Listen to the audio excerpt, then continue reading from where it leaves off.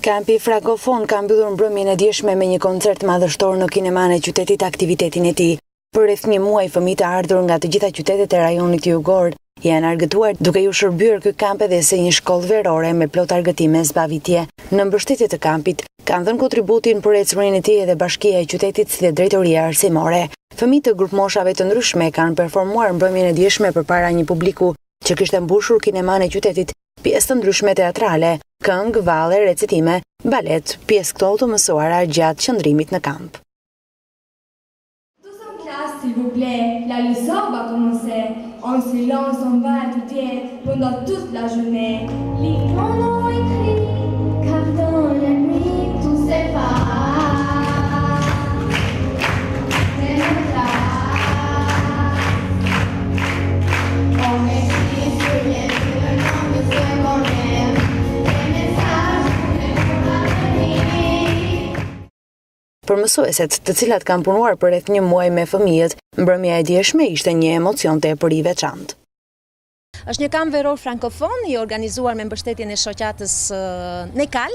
Është një fondacion jo fitimprurës me qendër në Paris, me presidente zonjën Brigitte Bazin.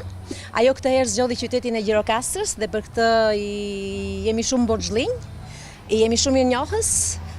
Ndoshta në fillim ishim paksa skeptik në lidhje me numrin e nxënësve që do të merrnin pjesë ose ndoshta me largimin e tyre për hir të pushimeve të vapës, por pritshmëritë tona i kaluan kufit. Ju do ta vini re që brenda në grupin e fëmijëve ka fëmijë të ardhur nga Janina që kanë ardhur me pushime tek të afërmit e tyre që u bën pjesë e kampit dhe nuk po na ndahen, të ardhur nga Përmeti, qofshin këta edhe fëmijë të vegjël. Ne kemi punuar për një muaj rresht.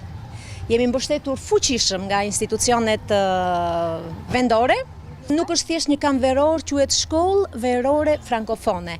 Pra, në pjesën e parë të ditës ne kemi punuar me grupe pune, animatorët secili me grupin e tij është përpjekur të sjellin element nga jeta e përditshme e të rinjve, nga kultura franceze, nga letërsia dhe pastaj pjesën tjetër jemi marrë me pak zbavitje, jemi marrë me sport, njëkohësisht kemi zhvilluar ekskursione në Virua, kemi zhvilluar ekskursione në Sarandë, kemi shfrytëzuar pishinën, kemi shfrytëzuar detin, ndërkohë që edhe aty kemi mundur të bëjmë diçka. Për shembull në Virua me element pastrimi që këta kanë sjell nga Franca, jemi munduar të pastrojmë ndonjë mjedis që kemi menduar se ka qenë paksa i ndotur.